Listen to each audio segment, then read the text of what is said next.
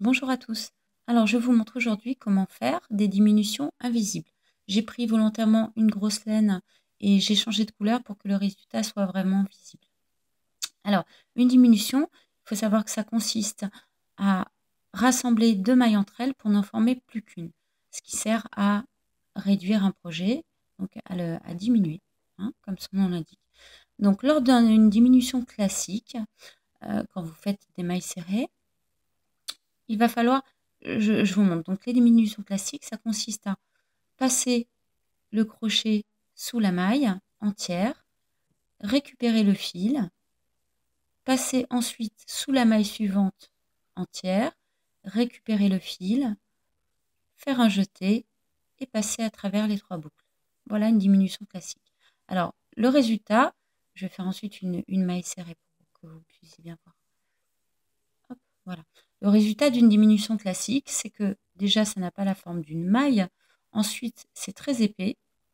Et à l'arrière, c'est très moche.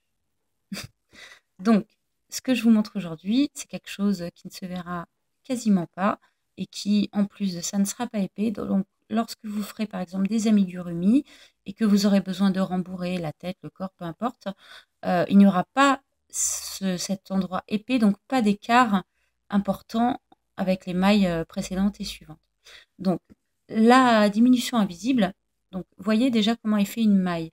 La maille est faite d'un brin avant ici et d'un brin arrière.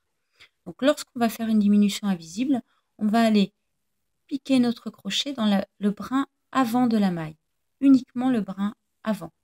Voilà, le brin arrière est ici. Donc là, j'ai piqué mon crochet dans le brin avant et je ne vais pas récupérer le fil. Je vais ramener le crochet vers moi et je vais venir, pareil, piquer dans le brin avant de la maille suivante. Voilà. Je vais ensuite faire un jeté, passer le fil à travers ces deux brins, faire un nouveau jeté et passer à travers les deux boucles. Voilà. Je vais vous remontrer une dernière fois. Donc, je retire ma diminution. Donc, on va piquer le crochet dans le brin avant, comme ceci. Ramener le crochet vers soi, piquer dans le brin avant de la maille suivante.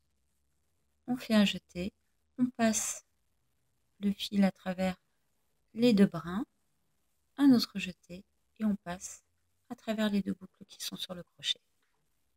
Voici une diminution invisible. Alors voyez que ça a déjà la forme d'une maille classique, pas du tout comme ça. L'arrière est invisible, ce n'est pas le cas ici. Et en plus, ce n'est pas du tout épais, c'est tout à fait comme une maille normale. Donc vous n'aurez pas d'écart important avec, comme vous l'auriez avec une diminution classique. J'espère que cette petite astuce vous aura plu. N'hésitez pas à la partager, à vous abonner à ma chaîne pour suivre les vidéos suivantes. Et je vous dis à très bientôt.